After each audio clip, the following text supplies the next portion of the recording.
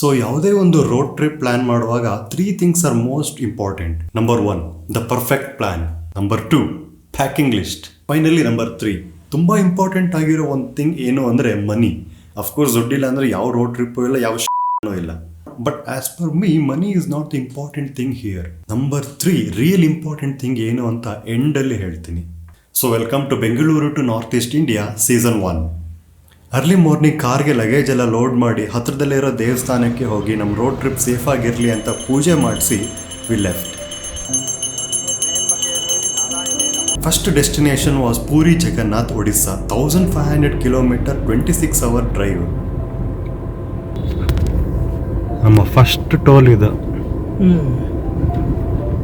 ಸ್ವಲ್ಪ ಲೇಟಾಗಿದ್ರೆ 1:30 ಅಷ್ಟೊತ್ತಿಗೆ ಅಂದರೆ ಅಲ್ಲೊಂದು ಗುತ್ತುಂಗ ಅಂತದೆ, ಅಲ್ಲಿ ಮುದ್ದೆ ಮಾತ್ರ ಚಟ್ನಿ ಸಕ್ಕತ್ತಾಗಿ ಟೇಸ್ಟ್ ಇರುತ್ತೆ.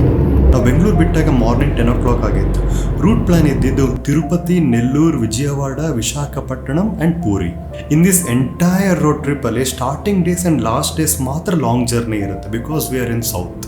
ತಿರುಪತಿ ರೀಚ್ ಆಗೋಕ್ಕೂ ಮುಂಚೆ ಹೈವೇ ಪಕ್ಕ ನಾವು ಲಂಚ್ ಮಾಡೋದು. ಮುಂಚೆನೇ ಚಪಾತಿ ಮತ್ತು ಟೊಮೆಟೊ ಪಲ್ಯ ರೆಡಿ ಮಾಡಿಕೊಂಡು ತೊಗೊಂಡು ಬಂದಿದ್ವಿ. ಬಾಯಲ್ಲಿ ನೀರು ಬರ್ತಿದ್ದು ನಾವು ಹಾಕೋತೀನಿ. ಇದು ಟೊಮೆಟೊ ಏನಿದೆ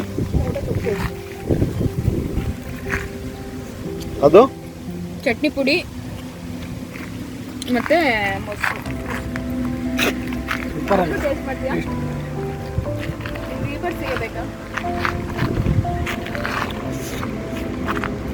ಅಲ್ಲೇ ಒಬ್ಬರು ತಾತ ಹತ್ರ ಸುಮ್ಮನೆ ಹೋತ್ಲ ಹೊಡ್ಕೊಂಡು ಒಂದು ದಮ್ ಹೊಡ್ಕೊಂಡು ಊಟ ಎಲ್ಲ ಮುಗಿದ್ಮೇಲೆ ಹೊರಟ್ವಿ.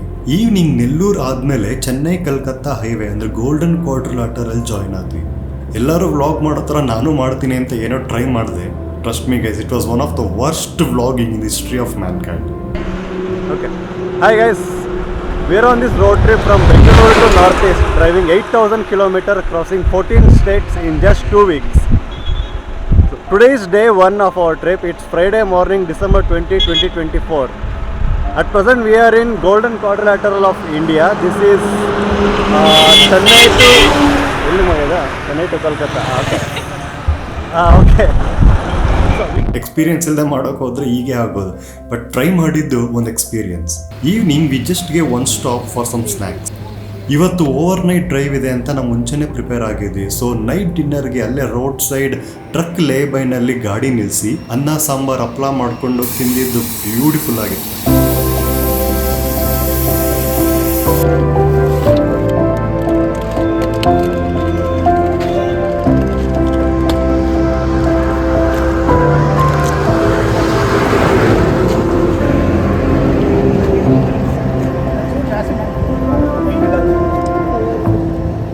ಊಟ ಮುಗಿಸಿ ಬೆಳಿಗ್ಗೆವರೆಗೂ ನಾನ್ ಸ್ಟಾಪ್ ಡ್ರೈವ್ ಮಾಡಬೇಕು ಅಂತ ಮೈಂಡ್ ಸೆಟ್ ಪ್ರಿಪೇರ್ ಮಾಡ್ಕೊಂಡು ಅಲ್ಲಿಂದ ಹೊರಟ್ವಿ. Road conditions are good, full highway, 4 lane roads.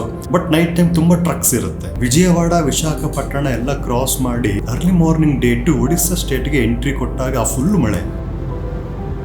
ನಾನು ಈಸ್ಟ್ ಕೋಸ್ಟಲ್ಲಿ ಡ್ರೈವ್ ಮಾಡೋದ್ರಿಂದ ಯಾವುದಾದ್ರೂ ಬೀಚ್ ಹತ್ರ ಸನ್ರೈಸ್ ನೋಡಬೇಕು ಅಂತ ಪ್ಲಾನ್ ಹಾಕಿದ್ದೆ.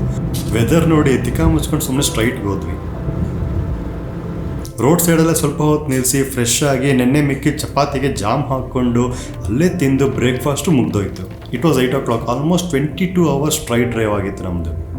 ಕೊನೆಗೂ ಮಧ್ಯಾಹ್ನ 1 ಗಂಟೆಗೆ spiritual city of Odisha Puri ಜಗನ್ನಾಥ್ಗೆ ರೀಚ್ ಆದ್ವಿ. It took almost 27 hours to reach. Google ತೋರಿಸ್ತು 26 hours. ಆಲ್ಮೋಸ್ಟ್ 1 hour ಬ್ಯಾಲೆನ್ಸಲ್ಲಿ ನಾವು ರೀಚ್ ಆದ್ವಿ. ಆ 1 hour ಮೋಸ್ಟ್ಲಿ 1 ಟೀ 1 ಡಿ ಅನಿಸುತ್ತೆ. 2 hours ಫ್ರೆಶ್ ಆದಮೇಲೆ ಕಾರ್ನ ರೂಮ್ ಹತ್ರನೇ ಬಿಟ್ಟು ಲೋಕಲ್ ಟುಕ್ ನಾವು ಹೈರ್ ಮಾಡ್ಕೊಂಡು ದೇವ್ರ ದರ್ಶನಕ್ಕೆ ಅಂತ ಹೋಗ್ತೀವಿ.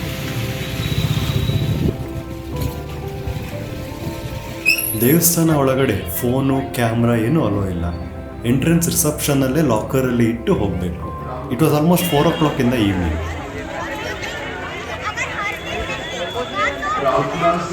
ಪೂರಿಗೆ ಬರೋರು ಪೂರಿ ಜಗನ್ನಾಥನ ಬಗ್ಗೆ ತಿಳ್ಕೊಂಡಿರಲೇಬೇಕು. ಅದೇನು ಅಂದರೆ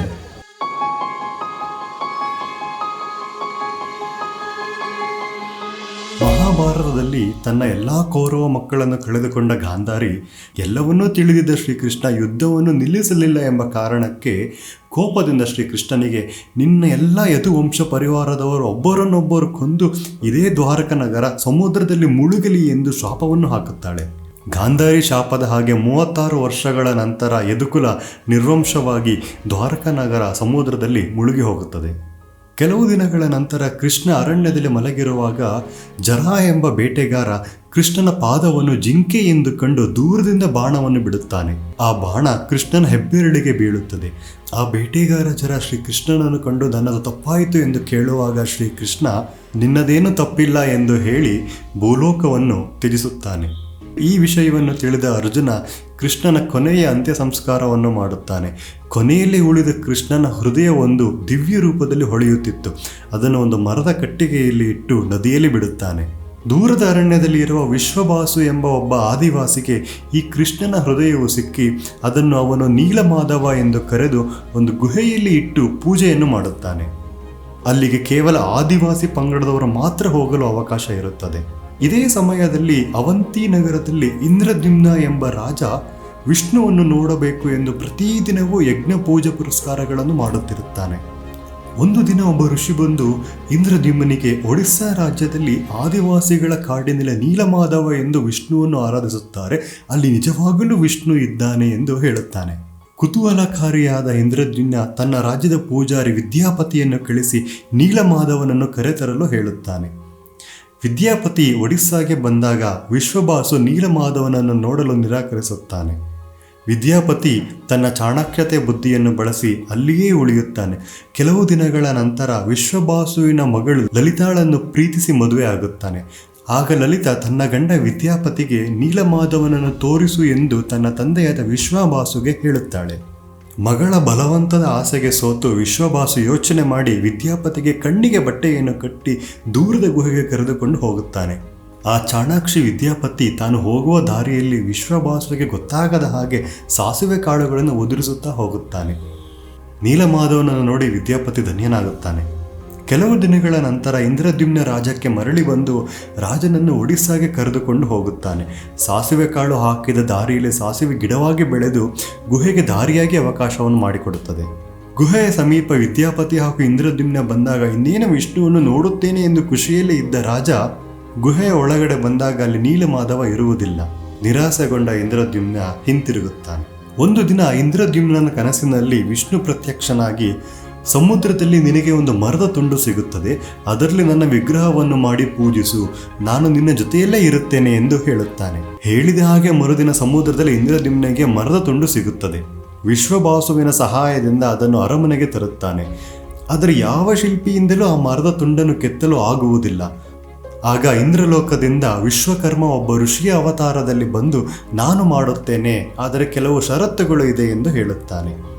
ರಾಜ ಇಂದ್ರದ್ಯುಮ್ನ ಏನದು ಷರತ್ತು ಎಂದು ಕೇಳಿದಾಗ ಆ ಋಷಿಯು ನಾನು 21 ದಿನಗಳ ಕಾಲ ಒಂದು ಕೊಠಡಿಯಲ್ಲಿ ಒಬ್ಬನೇ ಕೆಲಸ ಮಾಡುತ್ತೇನೆ, ಯಾರೂ ಒಳಗಡೆ ಬರಬಾರದು ಹಾಗೂ ಏನನ್ನು ಕೇಳಬಾರದು ಎಂದು ಹೇಳುತ್ತಾನೆ.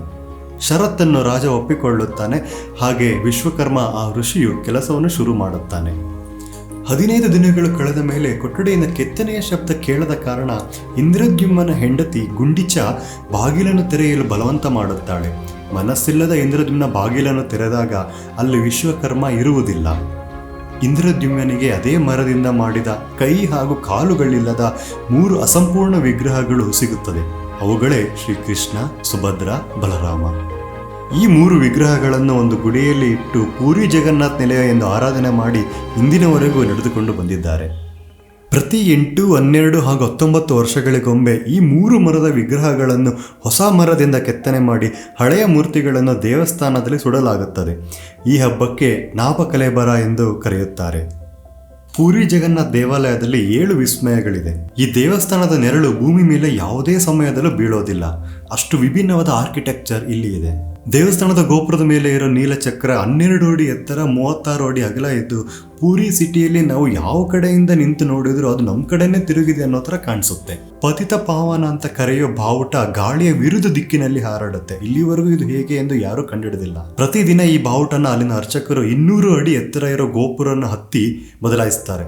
ಒಂದು ದಿನ ಏನಾದರೂ ಮಿಸ್ ಆದರೆ 18 ವರ್ಷ ದೇವಸ್ಥಾನ ಕ್ಲೋಸ್ ಮಾಡಬೇಕು ಅಂತ ಪ್ರತೀತಿ ಇದೆ. 3 ವಿಗ್ರಹಗಳು ಶ್ರೀಕೃಷ್ಣ, ಬಲರಾಮ ಹಾಗೂ ಸುಭದ್ರ ಬೇವಿನ ಮರದಿಂದ ಮಾಡಿರೋದು. ಈ ದೇವಸ್ಥಾನದ ಮೇಲೆ ಯಾವುದೇ ಪಕ್ಷಿ ಕೂತ್ಕೊಳ್ಳೋದಿಲ್ಲ, ಹಾರಾಡೋದಿಲ್ಲ, ಜೊತೆಗೆ ಯಾವ ಫ್ಲೈಟ್ ಕೂಡ ಪಾಸ್ ಆಗೋದಿಲ್ಲ. ಸಾಮಾನ್ಯವಾಗಿ ಸಮುದ್ರ ತೀರದಲ್ಲಿ ಡೇ ಟೈಮಲ್ಲಿ ಗಾಳಿ ಸಮುದ್ರದಿಂದ ದಡಕ್ಕೆ ಬೀಸುತ್ತೆ, ನೈಟ್ ಟೈಮಲ್ಲಿ ದಡದಿಂದ ಸಮುದ್ರಕ್ಕೆ ಬೀಸುತ್ತೆ. ಬಟ್ ಪೂರಿಯಲ್ಲಿ ಇದು ವಿರುದ್ಧ. ಇಷ್ಟೆಲ್ಲ ವಿಸ್ಮಯ ಇರೋ ಈ ಕ್ಷೇತ್ರ ಲೈಫಲ್ಲಿ ಒಂದ್ಸಲ ಆದರೂ ನೋಡಲೇಬೇಕು. ನಾವು ಹೊರಗೆ ಬಂದಾಗ ಆಲ್ಮೋಸ್ಟ್ 5:30. ಲಕ್ಕಿಲಿ ಜಸ್ಟ್ 1 hour 30 minutesಲ್ಲಿ ದರ್ಶನ ಆಗೋಯ್ತು ನಮಗೆ. ಇಲ್ಲಿಂದ ಸನ್ ಕೋನಾರ್ ಟೆಂಪಲ್ ಜಸ್ಟ್ 35 kilometers, ಅಂದರೆ 1 hour ಡ್ರೈವ್. ನಾವು ಇನ್ನೂ ಟೈಮ್ ಇದೆ ಹೋಗೋಣ ಅಂತ ನಮ್ಮ ಕಾರ್ ತೊಗೊಂಡು ಹೊರಟ್ವಿ. 35 kilometers ಡ್ರೈವ್ ಮಾಡಿಕೊಂಡು ನಾವು ಸನ್ ಕೋನಾರ್ ಟೆಂಪಲ್ ಬರೋ ಅಷ್ಟರಲ್ಲಿ ಟೆಂಪಲ್ ಕ್ಲೋಸ್ ಆಗೋಗಿತ್ತು. ಆವಾಗ ಅನ್ನಿಸ್ತು ಆ್ಯಕ್ಚುಲಿ ಸನ್ ಟೆಂಪಲ್ ಸನ್ ಇದ್ದಾಗ ತಾನೇ ನೋಡಬೇಕು, ಸನ್ಸೆಟ್ ಆದಮೇಲೆ ನೋಡಿದ್ರೆ ಹೀಗೆ ಆಗೋದು.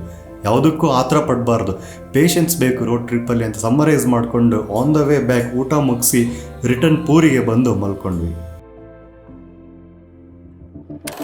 ನಾಳೆ ಸನ್ ಟೆಂಪಲ್ ನಿಜವಾಗ್ಲೂ ನೋಡಿದ್ವಾ? ಒಡಿಸ್ಸಾ ಸ್ವೀಟ್ ತಿಂದು ಏನಾದರೂ ಆಯ್ತಾ? ಕಲ್ಕತ್ತಾ ಲೋಕಲ್ ಬಸ್ ನೋಡಿ ಶಾಕ್ ಆಗಿದ್ದು, 5 hour ಟ್ರಾಫಿಕಲ್ಲಿ ತಗೊಳಕೊಂಡು ಹೆಂಗೆ ಆಚೆಗೆ ಬಂದಿದ್ದು, ಡಾರ್ಜಿಲಿಂಗ್ನ ಡೇಂಜರಸ್ ರೋಡಲ್ಲಿ ಡ್ರೈವ್ ಮಾಡಿದ್ದು, ಅಡ್ಡ ಬಂದಿದ್ದ ಕಾರ್ನೆಲ್ಲ ತೆಗೆದಿದ್ದು, ನೈಟಲ್ಲಿ ರೋಡ್ ಮಿಸ್ ಆಗಿದ್ದು, ಮೌಂಟ್ ಕಾಂಚನಜುಂಗ ಸನ್ರೈಸ್ ನೋಡಿದ್ದು, ಅಲೆಗಳೇ ಇಲ್ಲದೆ ಇರೋ ನದಿಲಿ ರಾಫ್ಟಿಂಗ್ ಮಾಡಿದ್ದು. All the details of day 3 and 4 will be in episode 2. Until then,